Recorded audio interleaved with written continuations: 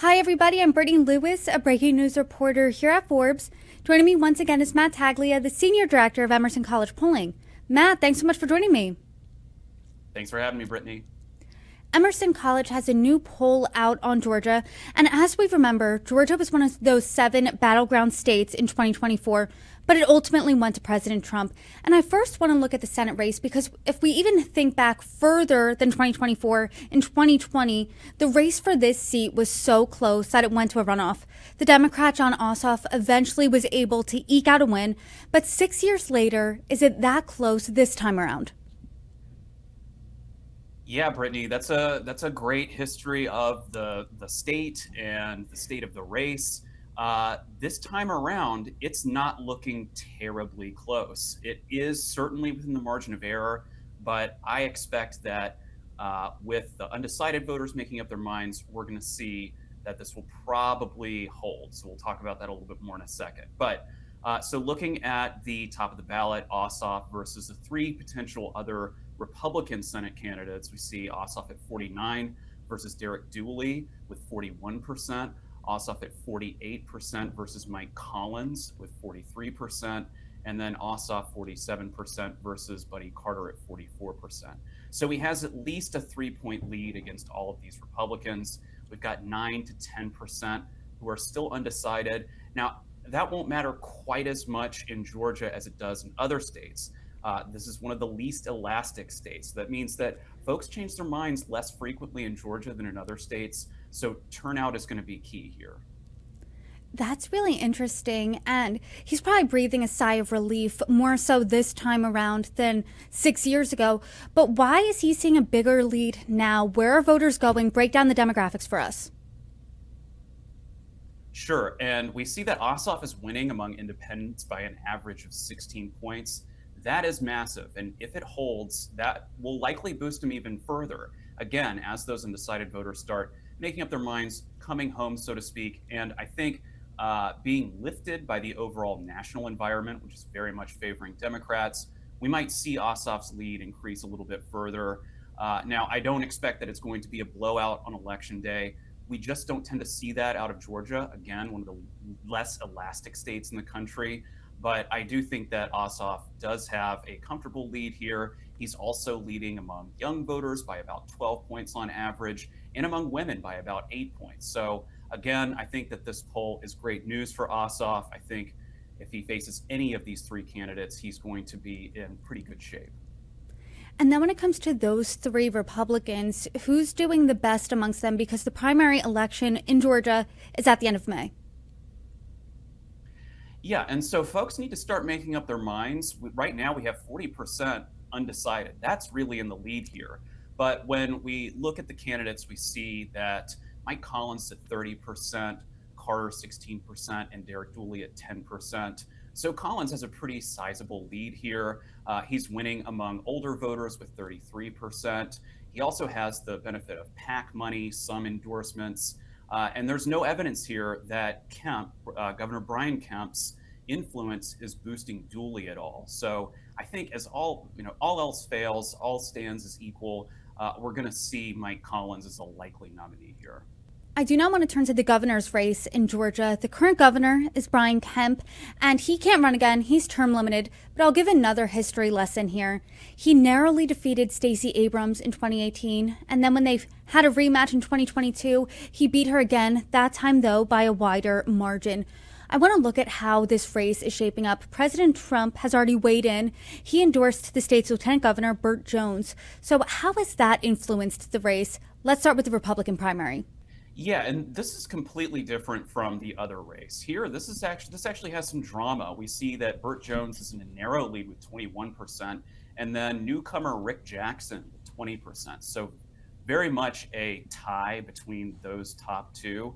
We look a little bit further down. We see current Secretary of State Brad Raffensperger at 11%, Chris Carr at 6%, and then all others are less than 5%, with still 38% undecided. So we're seeing that pretty consistently, that there's 38 to 40% who are undecided. So this is very competitive. We see Jackson is winning older voters and independents, which we kind of expect since he is this sort of political outsider. Independents are more naturally gravitate towards him. And then Jones just has broader appeal across the board, across the Republican electorate. So this is very competitive, and we'll have to wait and see what happens here.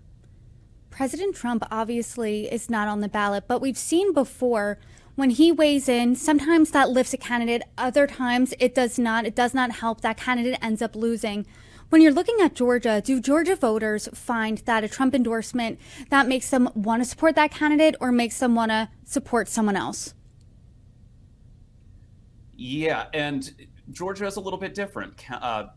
President Trump's endorsement doesn't necessarily carry the same weight that it does in other states. If we look at the overall state, the entire electorate, only 24% say that Trump's endorsement makes them more likely to support that candidate that he endorsed. If we look at Republicans and Republican voters in the primary specifically, we see 47% say that Trump's endorsement makes them more likely to support the candidate. 42% say no impact, 12% less likely. And we see that when we break that down, we break those numbers down in the Senate race, among those who say that Trump's endorsement makes them more likely to support a candidate, currently 35% are supporting Mike Collins, 18% for Carter, 14% for Dooley. And we look at the governor's race, we see Jones is at 31% among this cohort, Jackson at 21%. So it definitely matters, but it definitely matters more to the Republican primary voters. Let's look at the Democratic primary now, because the former mayor of Atlanta, Keisha Lance Bottoms, she's leading the pack here. But what else can you tell us? Yeah, Brittany, she is leading the pack. We weren't really sure what to expect with this race just because it has had so much shifting dynamics in it. But Keisha Lance Bottoms right now, 35%. Former Republican Lieutenant Governor Jeff Duncan, 13%, and Thurmond at 7%. All others are less than 5%. And again, here we see 39% are undecided. So when we break down the demographics a little bit, we see that Lance Bottoms has 48% of Black voters. That is going to be absolutely decisive if it holds. If no other candidate is able to eat into that vote share, then she will almost certainly be the nominee. Right now, there's just little space for others here unless something really big happens. I know you said that Georgia is unique, that it's less elastic than other states. But when you're looking at both of these primaries, the Democratic and Republican primary for the gubernatorial race, the undecided is in the high 30%. How much does that matter here? I think it does matter. I think it's going to matter certainly more in the Republican gubernatorial primary, where you have two candidates that are dueling it out right now, and one candidate of whom is a relative newcomer to the race, a newcomer to politics entirely. So those undecided voters are very much going to matter. A lot of them are independents who are eligible to vote in this primary. And so, I think that is where a lot of attention is going to be paid to those undecided voters. In the other two races, I think that the dynamics are such that they will likely play out the way they stand right now, unless something really big changes. I don't anticipate that happening. And so I think those two races are more likely than not going to stay where they are unless we see something really big again. Like I said earlier, Governor Brian Kemp won in 2022. President Trump won in Georgia in 2024. How do voters feel about them now? Well, things have changed for one of them for sure. So if we look at President Trump's approval, it's 42% approve versus 51% disapprove. As you said, this is a state that he won in just 2024. And like I said before, it's not that elastic. So it is really surprising to see that he has such a poor approval rating in the state. We see that independents now disapprove 2-1, and just 24%, like I said, say that Trump's endorsement would make them more likely to support a candidate on the ballot. If we look at Kemp's approval, it's a completely different story. 46% approve versus 25% disapprove. Independents here, it's the opposite. They approve 2-1. And we even see that 21% of Democrats approve of Governor Kemp's job performance. So just goes to show that Kemp really does have a very strong brand here in Georgia. In every single conversation we have, the economy is always the top issue. That is still the same in Georgia. But how big of a concern is that to voters? And what are some of those other issues facing Georgia voters? Yep, you're right, Brittany. As always, the economy is a top issue. Until recently, we saw some changes. But here in Georgia, we see 36% say the economy is their top issue, followed by housing affordability at 14%, healthcare also at 14%, and threats to democracy at 11%. So if we take those top two issues, that's getting close to West Coast numbers. That's a bare majority of the electorate who say that either the economy or housing are their top concerns. And there's no major partisan divide there. All three independents, Republicans, and Democrats say that the economy is their top issue. But we also had talked previously about how healthcare is starting to tick up in that issues list. I think we're seeing that here. We haven't seen that previously, but now that some of the policy action has taken place from 2025, I think that folks are starting to see that, and that may come into play in some of these races. You also asked voters about Georgia-centric news. At the end of January, the FBI raided a Fulton County election center in connection to the 2020 election.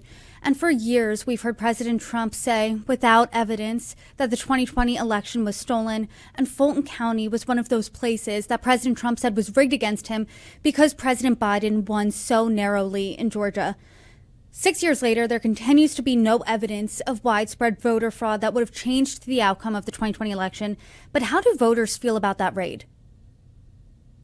Yeah, and it's closely split here. So we asked whether it was legitimate or a political witch hunt. And so 40% say that it's a legitimate investigation by the FBI versus 44% who say that it is a political witch hunt. That includes 2/3 of Republicans who say that it's legitimate. 72% of Democrats and 47% of independents say that it's a witch hunt. So this isn't really a slam dunk issue for the Trump administration or Republicans generally. We see that there is a little bit of doubt even among Republicans. It's 2/3 that, again, is not some overwhelming majority. So, I don't see this as a winner for the Trump administration, despite whatever is shown in the eventual investigation. Matt Taglia, I always appreciate our conversations. Thank you so much for the time, and thanks for breaking down the numbers. Thanks for having me again.